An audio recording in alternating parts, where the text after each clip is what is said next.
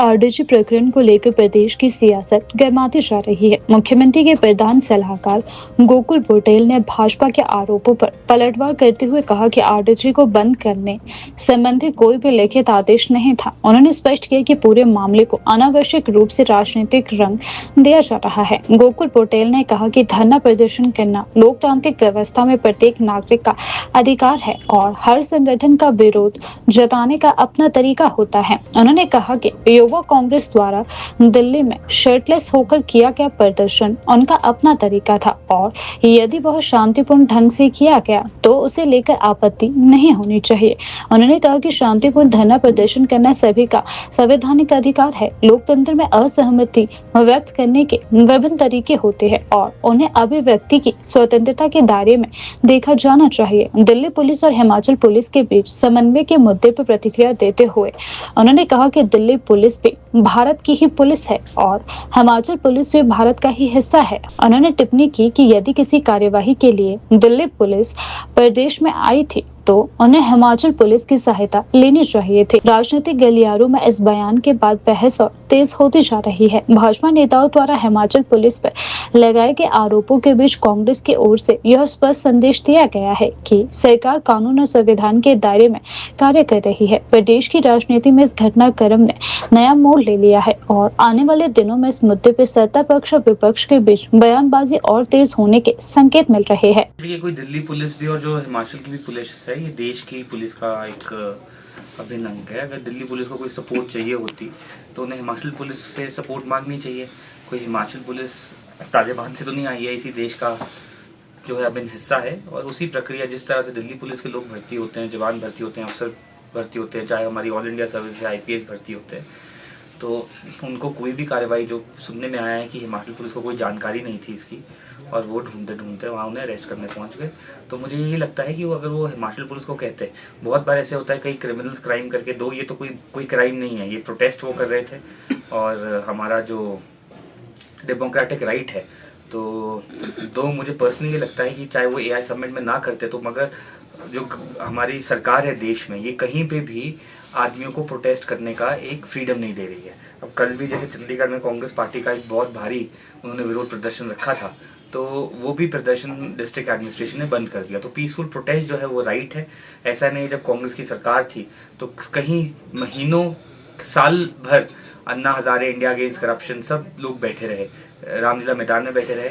देश में कांग्रेस की सरकार थी, दिल्ली प्रदेश में कांग्रेस की सरकार थी, उसके रहते हुए राइट टू प्रोटेस्ट जो है आप देख रहे थे कि उनका था और उन्हें वहाँ पे उनको एक जगह दी गई कि जहाँ पे आप प्रोटेस्ट करें। तो मुझे ये भी लगता है कि हर एक आदमी की एक जो आज़ादी है प्रोटेस्ट करने की वो रहनी चाहिए और ये भारत सरकार को भी सुनिश्चित करना चाहिए कि जैसे एक प्रेशर कुकर होता है, उसमें प्रेशर बिल्डअप होता रहता है, तो जो युवा है इनके अपने रोजगार के मुद्दे हैं, इनके और 10 मुद्दे हैं, इनकी सुनवाई हो, इनके पहले तो मौका ही ना हो कि प्रोटेस्ट हो। अगर प्रोटेस्ट भी है तो सबको पीसफुल प्रोटेस्ट करने का मौका देना चाहिए। हम हिमाचल सरकार में भी बैठे हैं, आप देखते हैं आए दिन कहीं सेक्रेटेरिएट में, कहीं मॉल रोड पे प्रोटेस्ट होते हैं, तो उसमें कौन सी हिमाचल प्रोटेस्ट किस प्रोटेस्टर को उठा के लेके जा रही है, आप बताइए।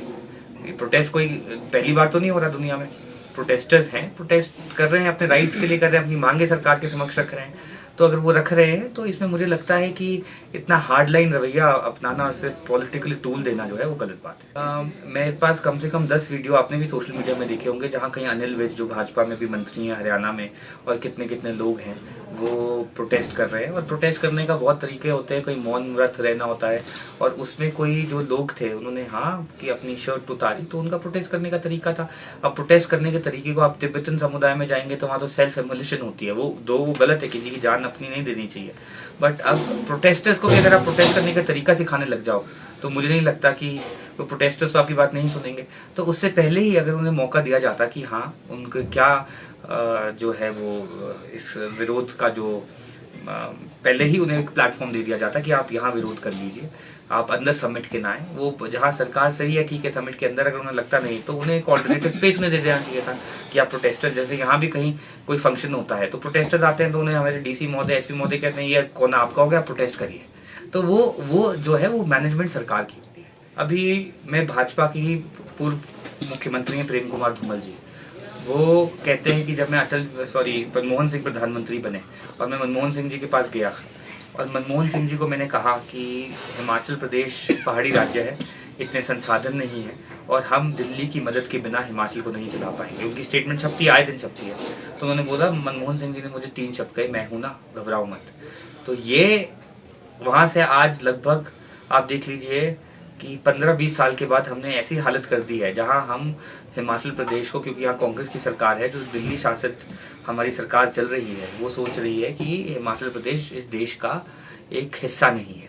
आरडीजी जो है वो रेवेन्यू डेफिसिट ग्रांट है, क्योंकि पहाड़ी राज्य है, संसाधन कम है, तो इसीलिए सरकारें जीएसटी कॉम्पनसेशन टैक्स के रूप में, चाहे वो आरडीजी के रूप में, हमारी ही नहीं, बहुत छोटे प्रदेशों की मदद करती आई है। और ये आज से नहीं हो रहा है, आज़ादी के बाद से हो रहा है। ना ही ऐसा कभी बोला गया, ना कोई ऐसा रिटर्न पत्र था कि आरडीजी बंद कर दी जाएगी। तो एक तरह का ये शॉक ट्रीटमेंट दिया गया है स्टेट को। और ये मैं बता दूं किस लिए किया गया है, क्योंकि एक बहुत बड़ा देश में एक बात चल रही है कि हिमाचल ने ओपीएस कैसे दे दिया। तो उन्हें ये लग रहा है कि अगर ओपीएस क्यों दे दिया, तो ओपीएस हिमाचल जैसा छोटा राज्य दे दिया तो इसको हम आरडीजी बंद कर दें, क्योंकि कहीं भी भाजपा जो शासित प्रदेश है वहाँ ओपीएस नहीं दिया जा रहा है। तो इसी के चलते हुए मुझे लगता है कि एक पॉलिटिकल घृणा की भावना से ये सब डिसीजन लिए गए हैं।